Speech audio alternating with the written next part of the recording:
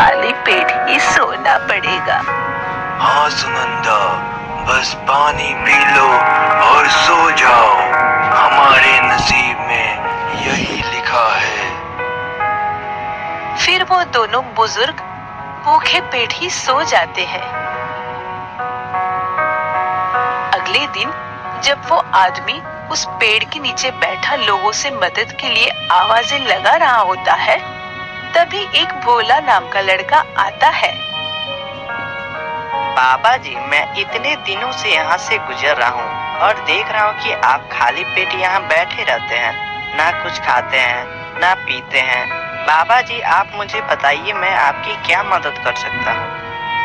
बेटा, हम गरीब लोगों की किस्मत में तो भीख मांगना ही लिखा है, लेकिन किसी को हम पर जरा भी रहम नहीं आता।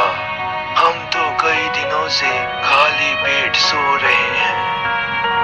बाबा जी, आप बिल्कुल ठीक कह रहे हैं। यहाँ तो लोग झूठे और धोखाधड़ी लोगों को पसंद करते हैं। बाबा जी, आप चिंता ना करें, मेरे साथ चलें। मैं आपको दिखाता हूँ कि झूठे लोगों से पैसे कैसे निकलवाते हैं। बेटा, मैं कुछ समझा नहीं। बाबा जी, आप मेरे साथ चलो, आपको सब समझ आ जाएगी। बस आप मजे से बैठकर तमाशा देखना। फिर भोला बाजार से एक गधा लेकर आता है और एक जगह पर खड़े होकर आवाज लगाने लगता है। गधा गधा, 10 लाख रुपए का गधा, आ जाओ ले लो 10 लाख रुपए का कीमती गधा। भोला की आवाज सुनकर एक आदमी उसके पास आता है। ओ भाई, तू पागल तो नहीं हो गया? 10 लाख रुपए का गधा बेच रहा है? ओ भाई, ये कोई आम गधा नहीं है। क्यों? इस गधे में पर लगा हुआ है क्या? मेरा दिमाग खराब मत करो, अगर लेना है तो लो, वरना यहाँ से चले जाओ। हाँ हाँ, जा रहा हूँ। पड़ा तेरा 10 लाख रुपए का गधा। मुझे तो ये कम तू ज्यादा गधा लग रहा है। अभी बादशाह सलामत को जाकर बताता हूँ कि तू 10 लाख रुपए का गधा बेचकर लोगों को पागल बना रहा है। ये कहकर वो आदमी वहाँ से चला जाता है।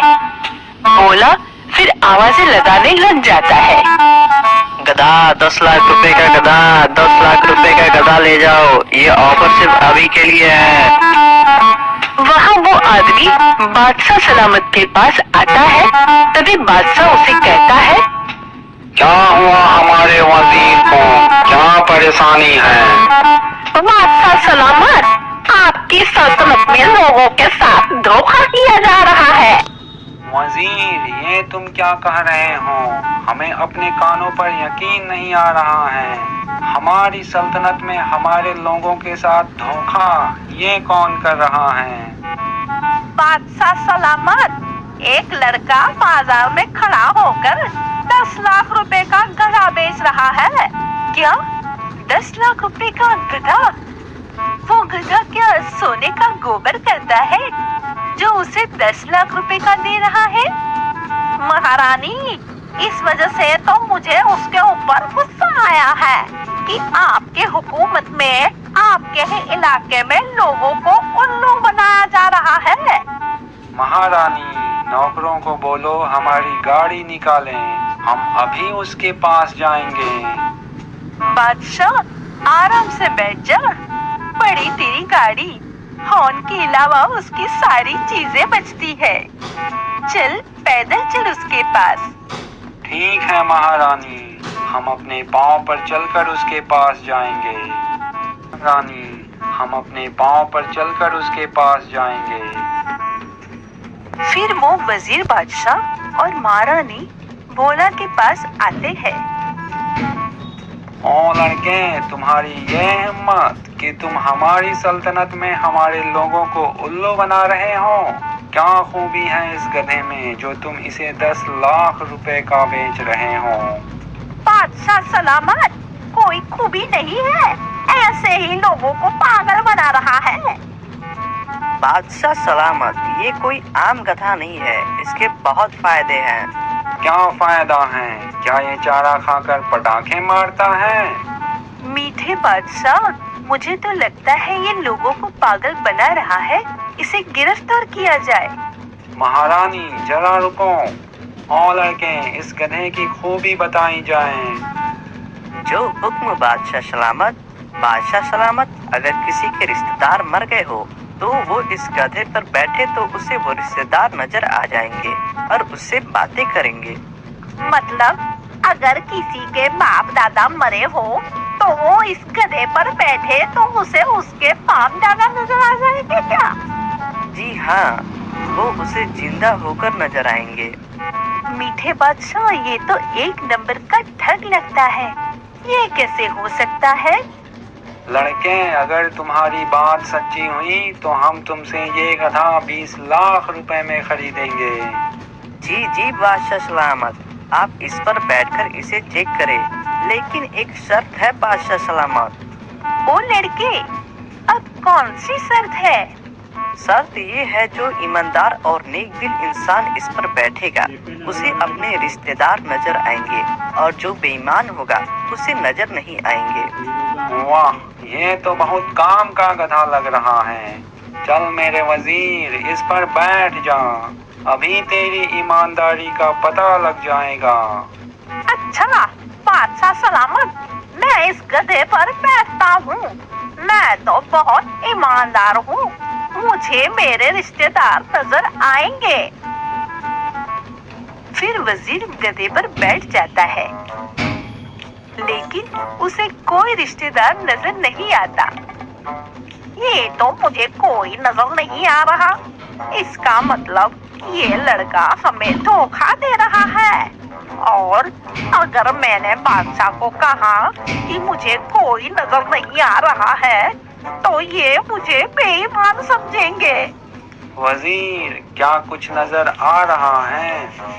हाँ हाँ बादशाह सलामत, मेरे पापा जान नजर आ रहे हैं। पापा, क्या हाल है आपका? पापा, मुझे आपकी बहुत याद आती है। भाई नीचे उतर जाओ।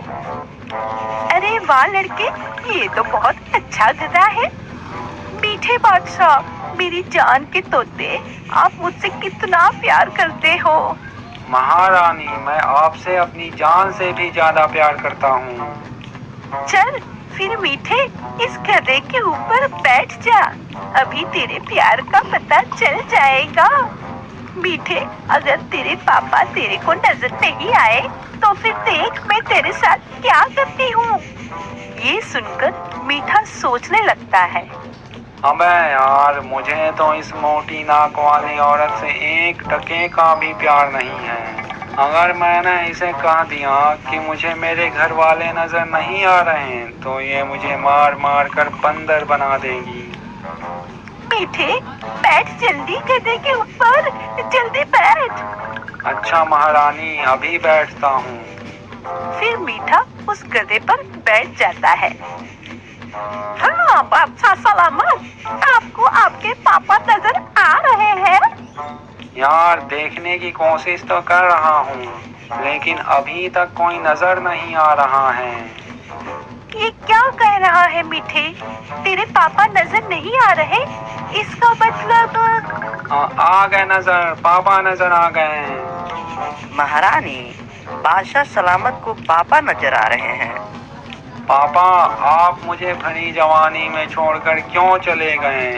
ना कोई चिट्ठी ना संदेश, जाने वो कौन सा देश जहाँ तुम चले गए। हाँ महारानी, अब आपको पता लग गया कि ये गधा कितना कीमती है। हाँ, बहुत कीमती है ये गधा। मीठे जी, अपने पापा का हाल चाल तो पूछो।